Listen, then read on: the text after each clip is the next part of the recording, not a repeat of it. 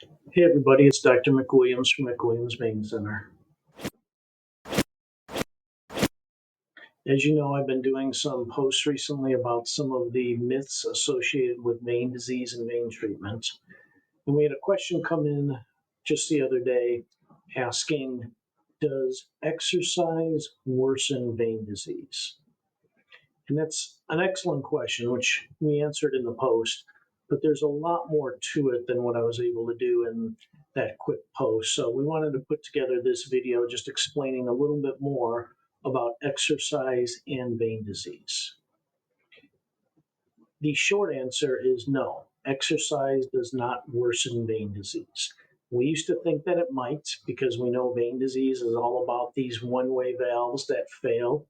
And with exercise, when there's hard pounding type of exercise like jogging or running, we thought there was extra pressure on these valves, so they're going to fail faster, and that would worsen venous disease.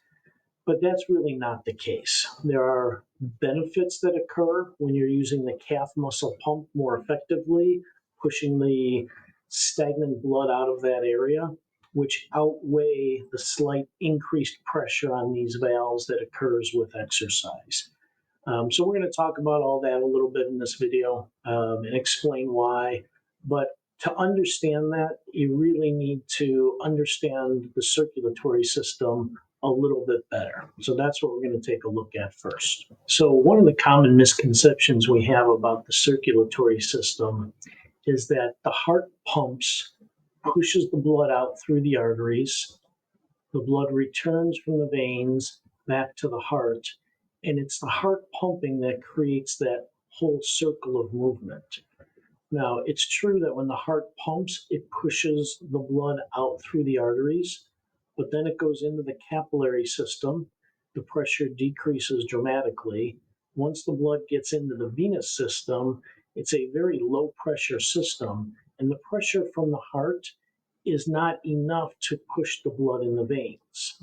And part of that is because of the structure of veins and arteries. They're two very different types of vessels. So as you can see here, arteries have this thick wall with a very significant elastic layer to it. Veins don't. Veins have a much thinner wall and there's no elastic layer here. So when the heart pumps, sends a bolus of blood into the artery, that causes the artery to kind of bulge and expand, and then that elastic layer compresses and helps propel that bolus of blood along the system. It's kind of like when you blow up a balloon. That balloon expands and it kind of pushes back against you. Veins are very different. They don't have that elastic layer, so they don't stretch and they don't push back against what's in there. It's kind of like a paper bag, a brown paper bag. You blow up that paper bag, it doesn't push back against you the way a balloon would. So veins rely on these one-way valves to push things forward and keep them there, as opposed to the elastic layer, which propels blood down the line. But there has to be something pushing that blood, and we know it's not the pressure from the heart because that pressure in these veins is significantly reduced. So how the veins accomplish moving that blood forward in the system to get back to the heart kind of depends on what part of the body you're talking about. The head, the neck, the torso, the upper arms, they tend to use gravity to let things drain down to the heart. And again, they do have one-way valves, so if you put your arm down, the blood is not flowing backwards. They also rely slightly on what we're going to talk about next, which is the skeletal muscle pump. The lower extremities, they're fighting gravity. They're trying to push this blood uphill. So they need something that is pumping and propelling that blood. That something is called the skeletal muscle pump. Sometimes we refer to this as the second heart. So the skeletal muscle pump, when it's down in the legs, we're talking about the calf muscle pump, is what's going to propel the blood uphill past these one-way valves and eventually get it to return to the heart. Every time your leg moves, even just the slightest twitch, those muscles contract When it contracts, it compresses the vein. That increases the pressure in that vein, which pushes blood in both directions. But when it pushes backwards, it causes these one-way valves to close, preventing backwards flow, which redirects all of the pressure and all of the flow forwards. So the blood that's contained between these valves gets pushed forward towards the heart.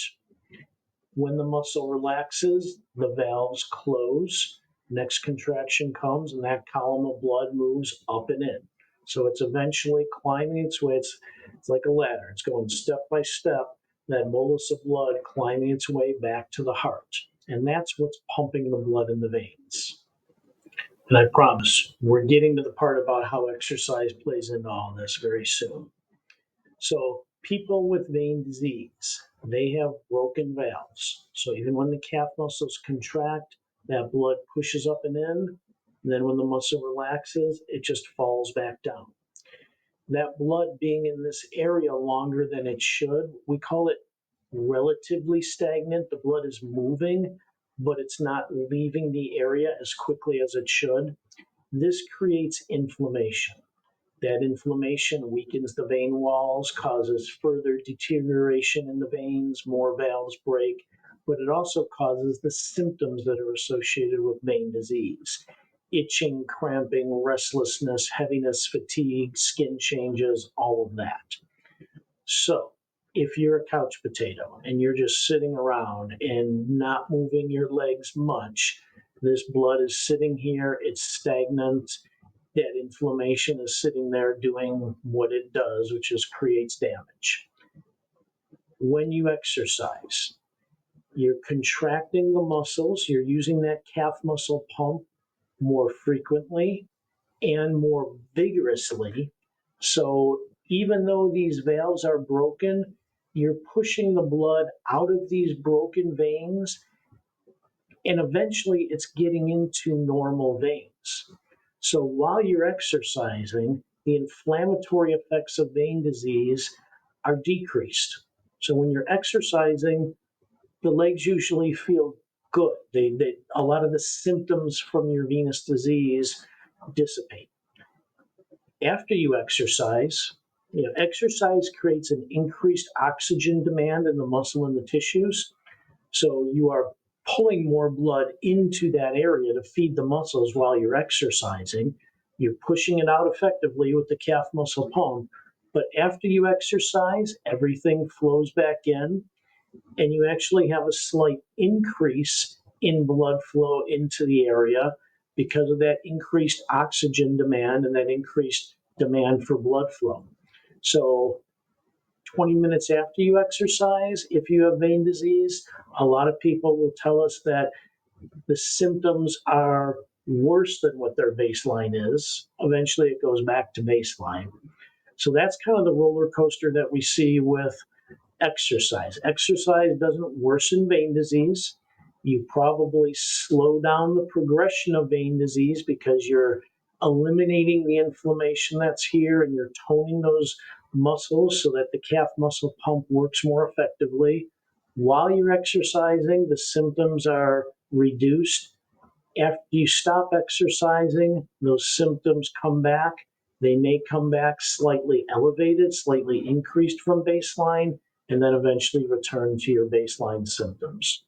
So that's the long version of, does exercise worsen vein disease? The short version, does exercise worsen vein disease? No. It probably slows the progression of vein disease slightly. Thanks for watching. If you have vein disease or symptoms of vein disease, give us a call at McWilliams Vein Center, where you're treated like family.